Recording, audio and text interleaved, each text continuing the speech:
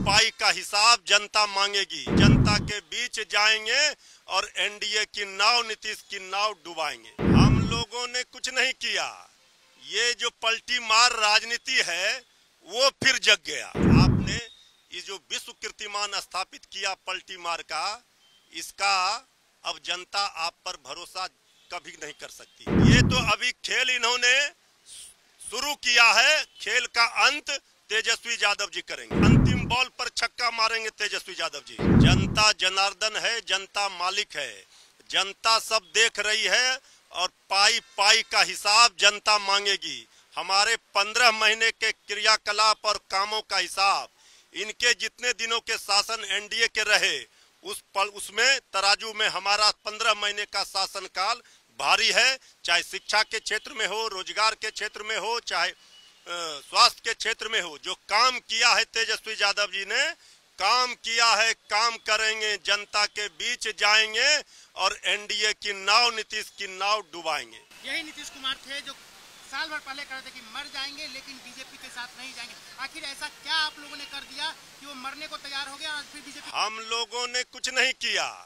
ये जो पलटी मार राजनीति है वो फिर जग गया और इसलिए आदरणीय नीतीश कुमार जी की अब कोई अगर भरोसा और विश्वास कर रहा है तो फिर सब लोग देख रहे हैं कि अब ये कहीं के नहीं हैं और जनता की अदालत में इनको जवाब देना पड़ेगा और बताना पड़ेगा कि आखिर आपने ये जो विश्व कीर्तिमान स्थापित किया पलटी मार का, इसका अब जनता आप पर भरोसा कभी नहीं कर सकती। नुकसान तो आपको भी हुआ, सरकार में आप भी थे, आपकी भी सरकार चली गई। भाई देखिए, हमें सरकार सत्ता की नहीं, हमें जनता की चिंता है और 15 महीने में जो जनता के लिए काम किया, जो विश्वास तेजस्वी यादव जी ने जीता, हम अभी 78 पर हैं, हम 150-200 के पार जाएंगे।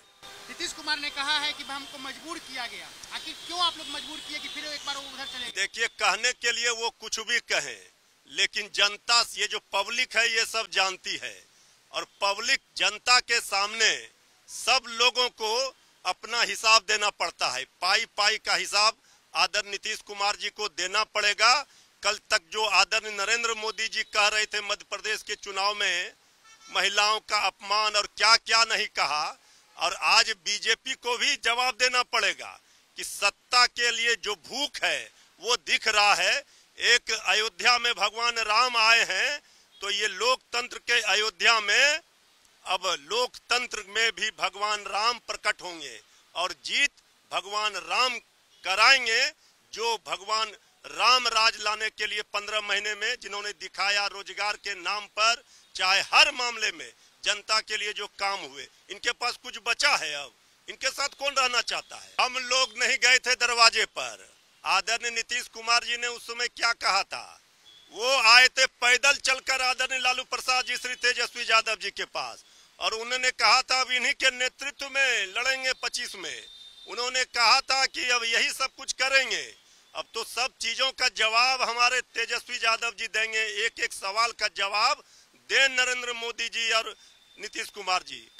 यही नीतीश कुमार है जब पिछले विधानसभा में जब उन्होंने कुछ असभ्य अमर्यादित टिप्पणी की थी तो आप लोग उनको डिफेंड कर रहे थे और बीजेपी वाले कह रहे थे कि मेंटली डिस्टर्ब है ये। तो अब आप कैसे, उस समय तो आप डिफेंड कर रहे थे। हमारे नेता ने, तेजस्वी यादव जी ने सरकार में डिप्टी सीएम रहते हुए पूरा सम्मान दिया। हम लोगों ने गठबंधन चलाने का भरपूर प्रयास किया। हमारे नेता ने हर जगह कंप्रोमाइज किया, लेकिन ये नौकरी का वादा किसका था?